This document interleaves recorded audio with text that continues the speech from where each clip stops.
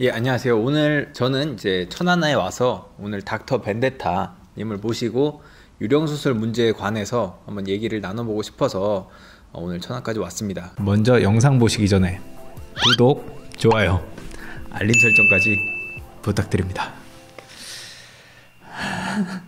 유령수술에 관해서는 뭐 6년 전부터 계속해서 문제를 제기를 했지만 크게 해결이 되지 않는 좀 답답한 상황인데요. 지금이라도 좀 해결이 됐으면 하는 마음으로 오늘 천안에 와서 한번 유령수술 문제에 대해서 모르시는 분들이 사실 더 많을 것 같아요. 그래서 한번 들어보고 싶어서 왔습니다. 유튜브 채널 닥터 벤데타 채널을 하시는데 어떻게 이름을 정하셨고 유튜브는 어떻게 하실 생각을 하신 건지. 그러니까 이게 닥터 벤데타라고 하는 거는요, 벤데타는 일종의 신념이나 사명, 숙명 이런 의미를 가진 말이거든요.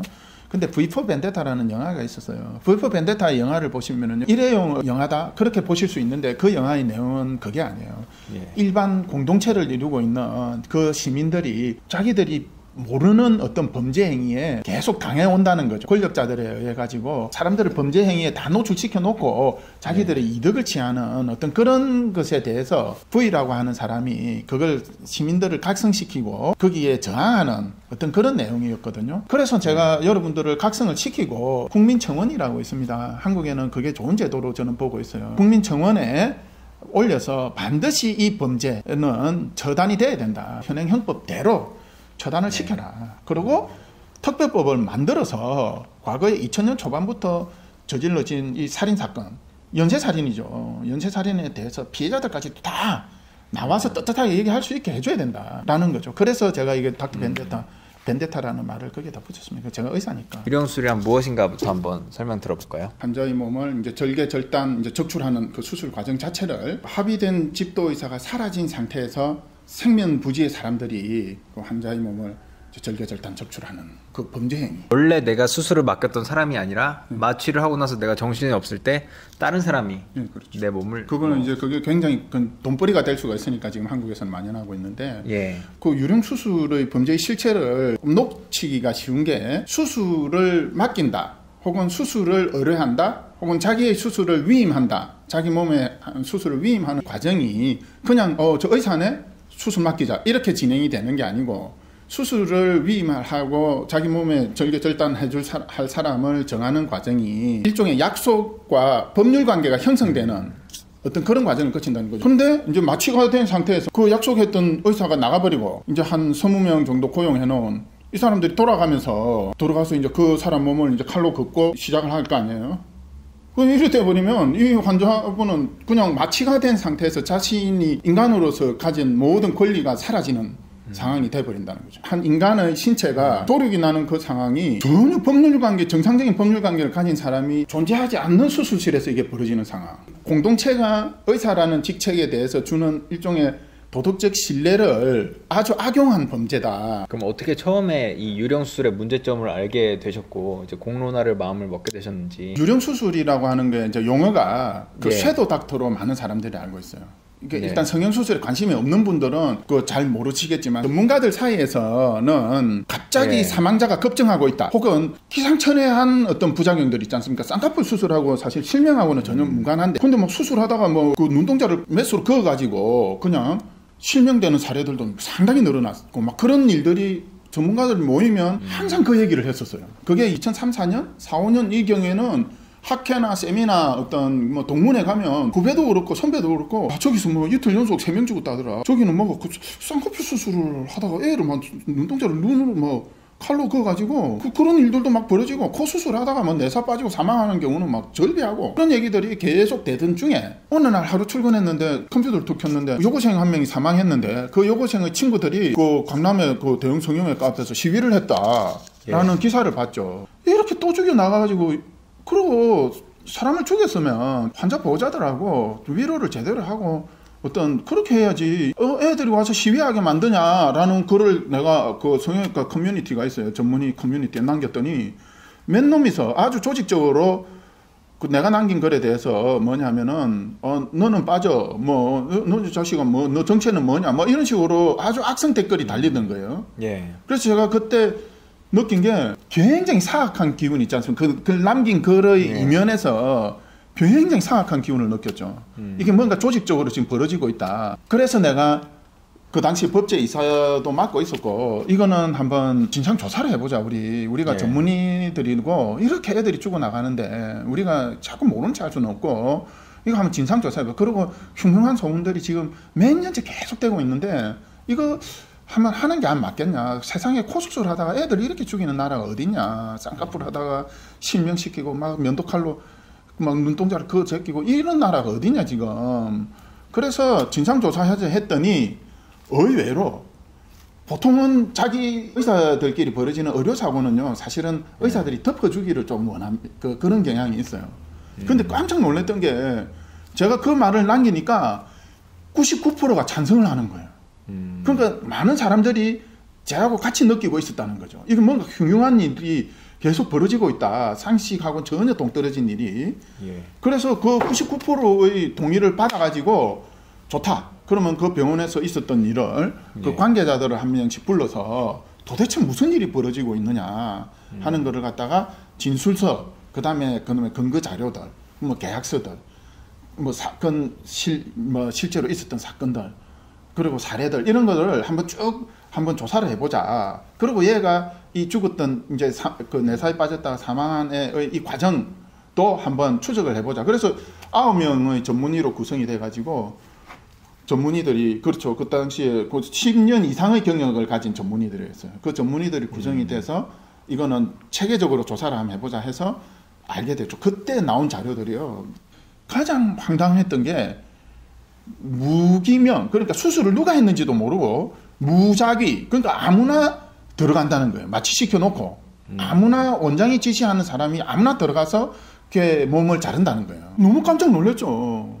그래서 그때 진상조사 보고서가 지금 한 70페이지 정도 되는 진상조사 보고서가 나오고 그 진상조사 보고서에 근거해서 이제 사법 처리를 하게 되는 과정들이죠. 그랬는데 이게 덮였다는 거죠. 제가 이렇게 계속 쫓아오는 이유는 이건 절대로 덮어서는 안 된다. 애들이 계속 신체가 잘리다가 지금 죽어나가고 있다라는 범죄이기 때문에 이거는 절대로 용납해서는 안 된다. 그럼 그 진상 보고서 내용이 충격적이었다라고 하셨는데 그 진상 보고서 내용에는 어떤 이야기가 담겨 있었나요? 충격적인 건 한두 가지가 아닙니다. 근데 가장 충격적인 거는 그러니까 마취를 시켜놓고 바꿔치기 하는 거거든요. 의사를 고용을 할 때 그걸 갖다 미리 계약서에 다 써놓는다는 거죠. 그러니까 병원장이 지시하면 무조건 따라야 되고 그 지시를 안 따랐을 때는 손해배상을 해야 되고 그리고 그 지시사항대로 잘 따르면 그러니까 의사 바꿔치기 하는 겁니다. 그거를 따르면 그 성과급을 어떻게 나눠주겠다 하는 내용들이 거기 적혀 있었죠. 고용하는 의사들을 분담을 시킨 거예요. 한 사람은 너는 말을 잘하니까 이 수술하면 다 이뻐지게 해줄 수 있게끔만 무조건 수술대로 눕혀라. 이 역할을 하고 이 친구한테는 그래서 얘가 그 수술 받는 애한테 한 200만 원의 수술비를 받으면 2%에서 2.5%, 3%까지 주고 그리고 이제 들어가서 눕혀 놓으면 이제 병원장이 순번제로 그 A, B, C, D 해가지고 한 20명 있어요. 그러면 이번에는 A가 들어가라. 그러면 이 A한테는 니는 그 들어가서 자르고 실습했습니까? 실습도 하고 했으니까 니 한 2%, 그러니까 4만 원. 그렇게 해서 매달 말에 그걸 갖다가 싹 정산을 다 하는 거예요. 그 컴퓨터 그 프로그램이 있어요. 그걸 뭡니까? CRM이라고 그럽니다. 인트라넷이죠, 일종의. 그 프로그램에 의해서 다 그걸 해서 정산을 해서 매달 말에 급여 명세표 형태로 딱 주는 거예요. 저끼리 지금 뭐 사람을 눕혀놓고 그 짓을 하는 거예요. 그러니까 얼마나 죽었겠어요. 그거 엄청 죽었고. 그래서 거기에서 근무했던 친구들, 후배들 얘기로는 그거 완전 도살장이었다. 사람들이 막 불구대고 막 와서 막 얘기하면 다 그냥 큰 소리 치고 경찰 불러가지고 다 쫓아내버리고 환자들이 그랬다고 그러지 않았습니까? 그것까지 진술서에 다 있어요. 왜 유령 의사가 이렇게 많아졌을까요? 성형외과에서? 한국은 이제 그 의료가 두 가지 형태로 나눴죠. 뭐냐면은 국민건강보험의 급여에 해당하는 수술, 그리고 국민건강보험하고는 전혀 관련이 없는 수술, 이렇게 그냥 크게 두 갈래로 보시면 됩니다. 이 미용 성형 수술 같은 경우는 국민건강보험하고는 전혀 관련이 없기 때문에 국가기관, 그러니까 보건복지부조차도 사실은 감시를 하지 못하는 상황이죠. 감시를 안 하는 상황이다라고 말하면 되고, 그 상황에서 원장은 이거 마루타 수술실이라고 하는데 이걸 운영을 함으로 해서 어마어마한 돈을 벌 수 있고, 그러면 유령 수술로 해서 들어가서 막 잘라보고 싶은 거 있지 않습니까? 옛날에는 이게 유령 수술이 없을 때는 어떻게 했어요? 외과 의사들이 임상 경험을 쌓을 때? 그렇습니다. 그 시체를 한 구를 사요. 항구를 사서 한 3천만 원 주고 시체를 항구를 사면 6명 정도가 그 시체를 이렇게 다이섹션이라고 하죠. 카다바 다이섹션이라고 하는데 그걸 통해서 수술을 임상 경험을 조금 쌓고 그렇게 하는 과정들이 있었죠. 근데 그게 또 한계가 있죠. 사실 이게 살아있는 사람이 아니기 때문에 이 살아있는 사람한테서는 이게 과연 이렇게 자른 게 어떤 효과를 나타낼지를 사실 모르는 상황에서 그런 그거 카다바 다이섹션, 즉 시체 실습이 이루어지지 않습니까? 근데 이거는 굉장히 좋은 거예요. 살아있는 사람에다가 이렇게 잘랐을 때 어떻게 변할까 충분히 해볼 수 있죠. 그리고 삐끼들은 그냥 자기는 아무 법적인 책임 없이 막 그냥 무한정 찾아오면 막 그 작업대 위로 막 유인해서 눕히면 한 명 눕힐 때마다 지는 아무것도 안 하고 100만 원 수술비 받아서 3만 원씩 4만 원씩 이렇게 성과급을 받으니까 그러니까 이게 모든 하나의 범죄 행위에 대단히 많은 사람들이 이해관계가 얽히면서 이게 꽃을 피게 되는 상황이죠. 그 유령수술 공장에 취직하려고 지금 막 줄을 서 있고 뭐 그런 상황이 돼요. 지금 완전히 엽기적인 나라죠. 그 병원장은 연예인을 끌어들여서 유명한 스타 연예인을 끌어들여서 홍보를 한 다음에 자기가 혼자 다 할 수 없으니까 이렇게 많은 유령 의사를 고용해서 뭐 수익을 늘리고 유령 의사들은 자기가 어떤 실습 경험을 쌓기 위해서 그런 유령 의사로 취직을 하고 유령 수술을 하는 거죠. 그런 어떤 서로 간의 이해관계가 다 맞아떨어지기 때문에 이런 조직적으로 이루어지고 네, 그렇죠. 있다. 그런데 유령 수술이라고 하는 게 이게 일종의 산업처럼 돼버렸거든요. 살인 공장 산업이라고 내가 얘기를 하는데 유령 수술 산업이 지금 공장식으로 이루어지고 조직적으로 이루어지잖아요. 그러면서 지금 단순하게 그렇게 이루어지는 게 아니에요. 지금은 옛날에는 연예인 끼고 수술 잘하는 것처럼 실제로 한 10명 죽인 놈도 있는데 연예인 끼고 찍으면 명인 줄 알죠. 지금은 한국에 보면은 시간이 가면서 어떻게 됩니까? 이 친구가 이제 그 짓도 하기 싫은 거예요. 자기가 막 내가 수술 잘해줄 수 있다 이런 말도 하기 싫은 거예요. 이제는. 그래서 어떻게 하냐면은 유령의사나 이거 삐끼 의사들을 뽑을 때 분담을 시키죠. 멘토 역할을 해줄 멘토 멘티 유령 수술이라고 우리가 이제 그렇게 이름을 붙였는데 뭐냐면 멘토 즉 조금 경험이 말빨이 좀 있고 경험 많은 의사는 멘토 유령 의사, 멘티 유령 의사들은 경험 없고 실습하러 들어오는 의사 이렇게 따로 뽑는다든지 아니면 왕창 뽑아놓고 보고 면접을 하면서 너는 멘토 쪽으로 해라. 니 말 잘하니까 니 얼굴도 조금 뭐 말도 좀 근엄하게 하고 이러니까 니는 멘토 쪽으로 해라. 니 막 무한정 집어넣으면 된다. 그리고 멘티 쪽에는 막 들어가서 자르면 된다. 니 해보고 싶은 거 다 해봐라.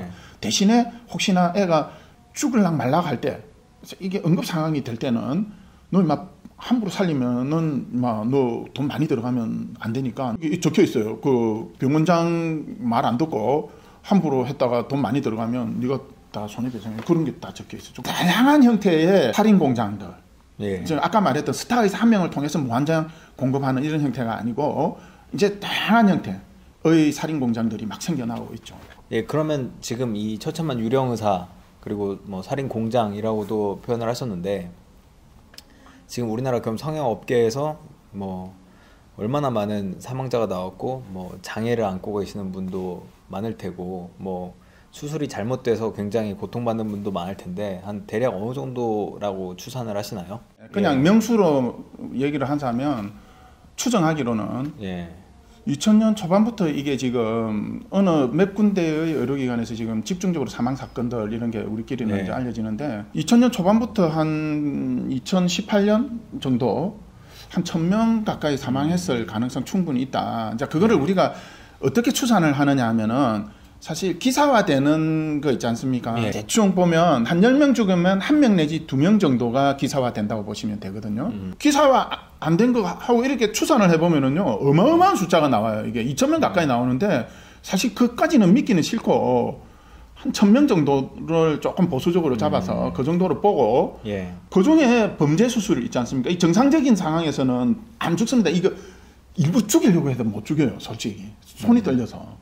그 반 정도는 범죄 수술일 것이다 라고 보면 한 500명 넘죠. 근데 제가 최근에 200~300명 정도 죽었다라고 보수적으로 얘기했는데 그거를 판사분이 못 믿는다는 그런 거죠. 최근 재판에 제가 그 방청을 갔을 때도 그 판사도 비슷한 질문을 했어요. 뭐 예를 들면 200~300명 정도 죽었다라고 하면은 그 근거가 도대체 뭐냐라고 하면은 이제 그 근거는 되기가 어렵다 이렇게 말씀하셨는데 왜 이걸 근거를 되기 어려운지에 대해서 한번 설명해 주시겠어요? 아까 말씀드렸지만 모든 사람들이 공모를 한다는 거예요.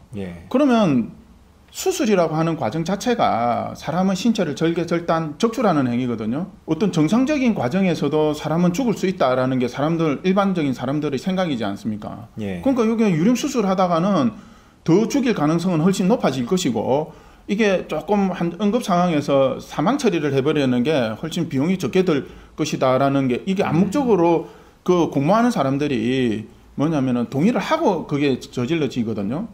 그러면 얼마나 은폐시키기 쉬워요. 그러니까 그 대표적인 게 우리가 아까 말했던 마취 사고 중에 그 악성 고열 증후군, 우리 이제 전문가들 사이에서 이 사람들이 어떻게 저 사망 사건을 처리를 할까 하면 예. 그 대표적인 게 제일 손쉬운 게 악성 고열 증후군이라는 질환이 있어요. 그 질환은 뭐냐면 마취 약제에 약간 벌어지는 일종의 과민 반응인데, 그거는 진단을 내릴 수가 없어요. 오직 체온이 42도 이상 몇 분 지속되었다라는 기록 하나 하고, 단토로젠이라고 하는 약을 썼다 하는 기록, 그 두 가지만 조합시키면 그냥 죽고 나서 악성 고열 증후군에 의해서 사망했다라고 하는데 그냥 전혀 지장이 없다는 거죠. 그냥 그래가 은폐시킬 수 있고, 그렇게 되면 경찰의 수사 자체를 못하죠. 보호자들도 그냥 거기에 맞춰서 당연히 합의를 할 것이고, 그래서 다 덮여 나간다는 거예요. 그래서 이걸 정확한 숫자를 알려고 하면 충분히 가능하죠.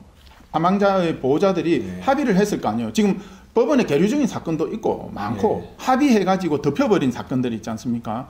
그거를 갖다 특별법을 만들어서 밖으로 이제 얘기를 한다고 하더라도 민형사상의 책임을 안 묻겠다라고 하고 조사를 하면 이거는 금방 드러날 겁니다. 상당히 많이 죽었겠죠. 악성 고열 증후군으로 몇 명이나 죽었는지가 추산이 안 되나요? 추산이 안 되죠. 그 왜 그러냐면 그냥 사망 진단서에는 질병사, 변사, 그러니까 원인 불명의 변사하고 질병사 두 개로만 나눠놨어요. 그래서 사망 진단서 다시 해가지고 다 역추적해서 그럼 질병사는 무슨 질병사였냐 이거 있지 않습니까? 그것까지 조사를 해야만이 나오겠죠. 그래서 이 질병사로 해버리면은요 그냥 은폐됩니다. 보호자들은 합의금 받았기 때문에 그 합의서에다가 보통 10배 상한다 이런 조항들을 넣죠. 그러면은 이게 그냥 시차는 계속 쌓여 나가고 아무도 모른다는 거죠. 그쪽에서 무슨 일이 벌어져서 시차가 저렇게 쌓여 나왔는지, 나중에 뭐 그쪽대기를 한번 걷어봤더니 뭐 백구가 쌓여 있더라. 지금 그런 일들이 벌어질 수가 있는 상황이 됐죠.